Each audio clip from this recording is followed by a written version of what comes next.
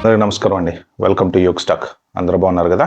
నా పేరు యోగానంద్. సో ఇవాళ మనం ఒక ఇంట్రెస్టింగ్ టాపిక్ ఈ వీడియోలో ఏంటంటే, మన భారతీయులు ప్రపంచంలో ప్రతి చోట ఎక్కడెక్కడో ఎన్ని సంవత్సరాల నుంచో వెళ్ళి డాక్టర్సు, తర్వాత ఐటీ ఎంప్లాయీస్ రకరకాల ఉద్యోగాలు చేసుకుంటా, కష్టపడతా, కుక్క చాకిరీ చేస్తా, ప్రశాంతంగా మంచిగా బతుకుతున్నారు. ఎందుకు కానీ ఈ 5-6 సంవత్సరాల నుంచి రీసెంట్గా ఒక 10 ఇయర్స్ వేసుకోండి, ఎక్కడ పోయినా ఏదో పనులు చేసి మన పరువులు తీసేటువంటి భారతీయులు తయారయ్యారు ఇప్పుడు.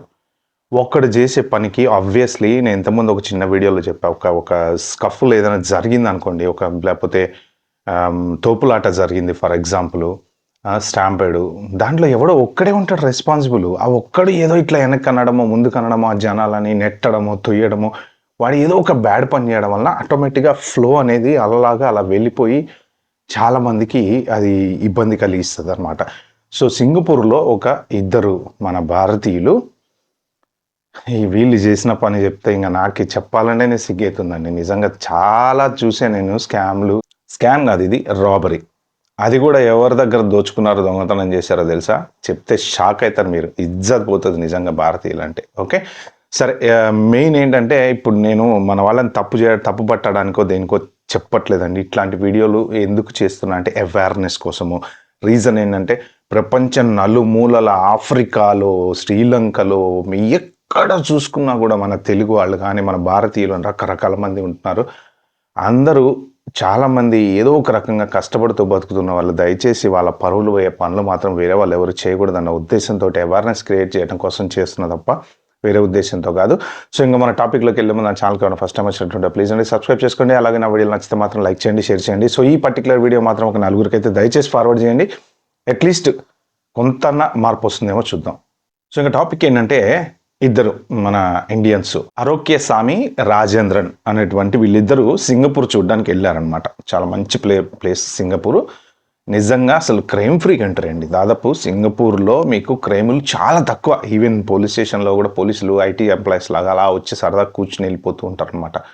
అంత బాగా కంట్రీని కాపాడుతారు వాళ్ళు. ఓకే, సో ఆ దేశంలో కనుక తప్పు చేస్తే మాత్రం చుక్కలు చూపిస్తారు, మామూలుగా కూడా కాదు. ఆ లెవెల్ అంటే క్రైమ్ ఉండదా, ఎవరు చేయరా అనకండి. కానీ ఎందుకంటే నాకు తెలిసి ఒకప్పుడు నేను అక్కడ 2000లో 1.5 year నేను జాబ్ చేశాను. నాకు తెలిసి ఎంత క్లీన్ కంట్రీ. అర్ధరాత్రి 2 గంటలకు రోడ్డు మీద అమ్మాయిలు తిరిగినా కానీ అసలు ఎటువంటి ప్రాబ్లం లేదు. అంటే చిన్న చిత్కా 1 or 2 క్రైమ్స్ అనేవి ప్రతి చోట జరుగుతుంటే, ఆ ఒక్క క్రైమే ఆ రోజులలో టీవీలలో వేసి, బస్సులలో టీవీలు పెట్టి దాన్ని చూపిస్తూ ఉంటారు వాళ్ళు. ఎలా ఉంటుందంటే, నేను చెప్పేది ఇయర్ 2000లలో కూడా బస్సులలో టీవీలలో వీడియోలు వేసి ఎక్కడైనా ఏదైనా చిన్న క్రైమ్ జరిగితే చూపిస్తూ ఉంటారు. షాపింగ్ మాల్లలో టీవీలలో చూపిస్తూ ఉంటారు. అలా ఉండేదన్నమాట. సో క్రైమ్స్ జరుగుతాయి, ఉండేవి. ఆ క్రైమ్ లిస్ట్ కూడా ఏం చేస్తారంటే, ఇమిగ్రేషన్ ఆఫీస్ దగ్గర అందరి లిస్టు పెడతారు. ఫస్ట్ టైం నేను ఆ కంట్రీలోనే చూశాను. జనరల్ ఇమిగ్రేషన్ ఆఫీస్కి వెళ్తూ ఉంటారు కదా, వీసా ఎక్స్టెన్షన్ల కన్నా, వీసాల కన్నా, పాస్పోర్ట్ల కన్నా. అక్కడ వీడి క్రైమ్ చేశాడు, వీడికి ఇన్ని కొరడ దెబ్బలు, ఇన్ని సంవత్సరాలు జైలు అంటే ఏంటంటే, వచ్చేవాడు ఎవడైనా సరే ఒళ్ళు దగ్గర పెట్టుకుని ఉండండి అని చెప్పడం కోసం చేస్తారనమాట. సో ఇంకా వీళ్ళిద్దరు ఏం చేశారంటే, యాక్చువల్గా విజిట్గా సింగపూర్ చూడడానికి వెళ్ళారు. అక్కడ ఎవడో ఒక బ్రోకర్ వీళ్ళని అప్రోచ్ అయ్యాడనమాట. జనరల్గా జరుగుతూ ఉంటాయి కదా, అమ్మాయిలను, వేశ్యలను, వాళ్ళ గురించి ఎవరో బ్రోకర్లు తిరుగుతూ ఉంటారు. అది ప్రతి చోట కామను. వీళ్ళు సరే అన్నారంట, నెంబర్ తీసుకున్నారంట. ఫస్ట్ ఒక అమ్మాయిని పిలిపించుకున్నారట హోటల్కి. ఆ అమ్మాయిని పిలిపించుకున్న తర్వాత ఆ హోటల్లో ఆ అమ్మాయిని చేతుల కాళ్ళు కట్టేసేసి, వేశ్యని పిలిపించుకుని చేతుల కాళ్ళు కట్టేసేసి, ఆ అమ్మాయి దగ్గర పర్సులో ఉన్నటువంటి $2000, చేతికున్న ఉంగరాలు, గోల్డ్ ఉంటుంది కదా అవి, ఆ బ్యాంక్ కార్డులు, అందులో ఉన్నటువంటి పాస్పోర్ట్ తీసుకుని పారిపోయారట. నెక్స్ట్ ఇంకొక అమ్మాయిని కూడా 11 గంటల నైట్ వేరే హోటల్లో మళ్ళీ అక్కడ ఆ అమ్మాయిని కూడా అక్కడికి పిలిపించుకున్నారట. సో ఎగ్జాక్ట్లీ సేమ్ $800 ఆ అమ్మాయి దగ్గర ఉన్నాయట.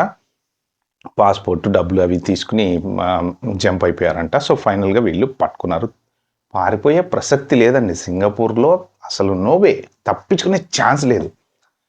ఫైనల్గా పట్టుకున్నారు. వీళ్ళు ప్లీడెడ్ గిల్టీ అంటారు కదా. సో యాజ్ యూజువల్ అదంతా నడిచింది. జడ్జి గారి దగ్గర అయ్యా కొంచెం శిక్ష తక్కువైందా అంటే 5.5 సంవత్సరాలు ఎంతో శిక్ష చేసి 12 కేన్స్, సింగపూర్ భాషలో కేన్స్ అంటారు అనమాట. అంటే ఏంటంటే కొరడా దెబ్బలు.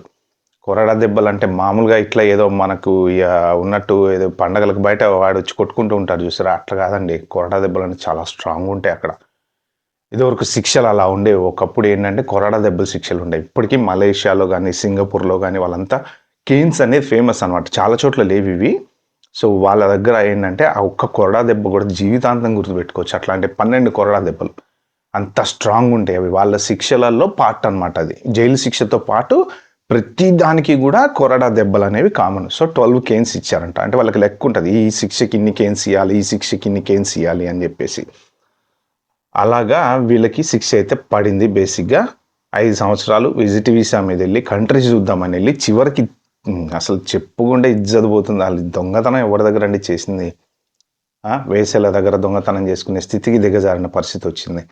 అయితే మీకు ఇందులో ఒక డౌట్ కూడా వచ్చి ఉండొచ్చు, వీళ్ళ దగ్గర పాస్పోర్ట్లు ఎందుకు పెట్టుకుంటారు, పాస్పోర్ట్లు ఎందుకు దొంగతనం చేశారు అని కూడా డౌట్ రావచ్చు. జనరల్గా పాస్పోర్ట్లు మన ఇంట్లో దాచిపెడతాం కదా, సేఫ్టీ అండ్ సెక్యూరిటీ.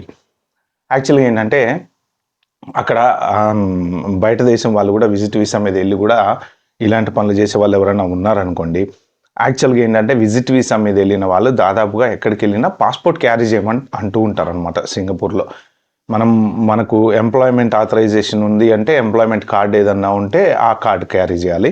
లేదు అంటే ఎంప్లాయ్మెంట్ ఆథరైజేషన్ లేదు, విజిట్ వీసా మీద వెళ్ళి ఉండే వాళ్ళు ఎవరైనా ఉంటే కనుక వాళ్ళు కంపల్సరీ పాస్పోర్ట్ అనేది క్యారీ చేయాలన్నమాట. సో అందుకని వాళ్ళు నాకు తెలిసి పాస్పోర్ట్ పెట్టుకొని వచ్చి ఉంటారు. బట్ మరి అసలు ఇంత దరిద్రంగా వాళ్ళ దగ్గర కూడా డబ్బులు దొంగతనం చేసే స్థితికి దిగజారి పరువు తీసినటువంటి వీళ్ళని మరి ఏమనాలో నాకైతే తెలియదు. కానీ అది మొత్తానికి సో వీళ్ళిద్దరు చేసినటువంటి పనికి 12 కొరడా దెబ్బలు, 5.5 సంవత్సరాల జైలు శిక్ష పడింది. సో నిజంగా ఇది మనకి ఎఫెక్టే కదండి. అంటే ఎవరైనా అబ్రాడ్లో ఉండేటువంటి వాళ్ళందరికీ కూడా ఇప్పుడు ఈ న్యూస్ ఏమవుతుంది, వరల్డ్ వైడ్ సర్క్యులేట్ అవుతుంది, ప్రతి చోట చూస్తారు. అరే ఇంత దరిద్రమారా నాయన వీళ్ళు అనుకుంటారు. చెప్పాను కదా, స్టాంపేడ్లో ఎట్లా అయితే పడిపోతారో అలా ఒక్కడు చేసే తప్పుకి 10 మంది బలవుతారనమాట. అంటే ఒక బ్యాడ్ నేమ్ వచ్చేస్తుంది స్లోగా ఇట్లాంటి వీళ్ళు చేసేటువంటి ఏదో పనులకు. ఆల్రెడీ అమెరికాలో చేసిన H1 స్కామ్లకు చాలా బ్యాడ్ నేమ్ వచ్చేసింది. ఇప్పుడు మన సిటిజన్లు ఉన్నారు కదా అక్కడ, ఈ కొంతమంది చేసేటువంటి ఎదవ పనుల వలన ఎప్పుడు వెళ్ళి సెటిల్ అయిపోయి చక్కగా రెస్పెక్టబుల్గా బతుకుతున్నటువంటి డాక్టర్స్ కానివ్వండి, లేకపోతే మన వాళ్ళు ఎంతోమంది ఇంజనీర్స్ కానివ్వండి, IT ఇంజనీర్స్ కానివ్వండి, నర్సులు కానివ్వండి, వాళ్ళందరూ కూడా సఫర్ అవుతున్నారు. సో అట్లీస్ట్ అవేర్నెస్ అన్న కొంచెమన్నా తెలుసుకోండి. వేరే దేశం వెళ్ళి తప్పులు చేస్తే మాత్రం చాలా సీరియస్గా ఉంటాయి శిక్షలు.